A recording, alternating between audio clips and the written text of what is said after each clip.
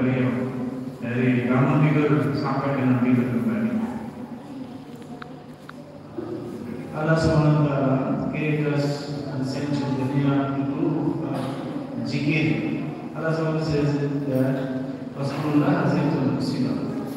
So that zikir is not only that I recite only zikir subhanallah, alhamdulillah, alhamdulillah, and Muhammad Rasulullah. It is only not zikir, but zikir is every amal is zikir. Salat is zikir, and the Imam is age where we discuss about akhlaq, about the sunnah of Rasulullah and the ayat of the masjid also is zikir. Allah SWT says in Surah Jumu'ah, Ya ayyuhalladhina amanu idza nudiya lis-salati min yawmil jumu'ah fas'au ila zikrillah. Allah SWT said that to come to pray Salat al-Jumu'ah or zikrillah. Allah says that here zikir is salat. So zikir is amal. To know zikir, we make salat, we do pray. So every amal is zikir.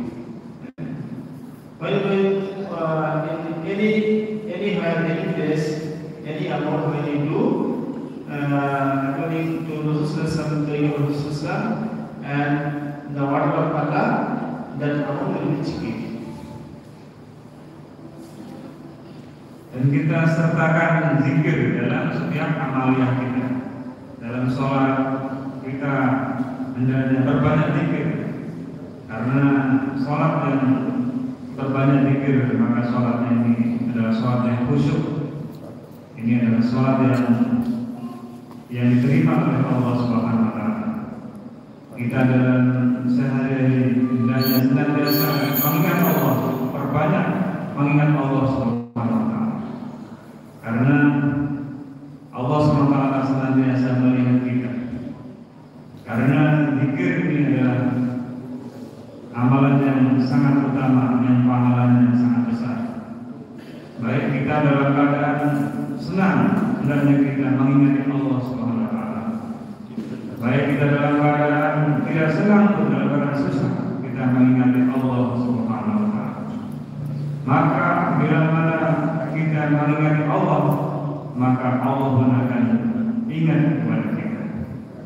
Bila mana kita mengingat Allah dalam satu majelis, maka Allah pun akan mengingat kita dalam majelis yang lebih besar, dalam majelis yang lebih utama, yaitu majelisnya para malaikat. Hadirin dan teman Allah Subhanahu Wa Taala, maka setidaknya kita di pagi hari dan di sore hari kita perbanyak zikir. Pada sholat maghrib atau pada sholat asar kita duduk berzikir, membaca tasbihat, sholawat, istighfar 100 kali. Dan juga pada subuh kita perbanyak zikir.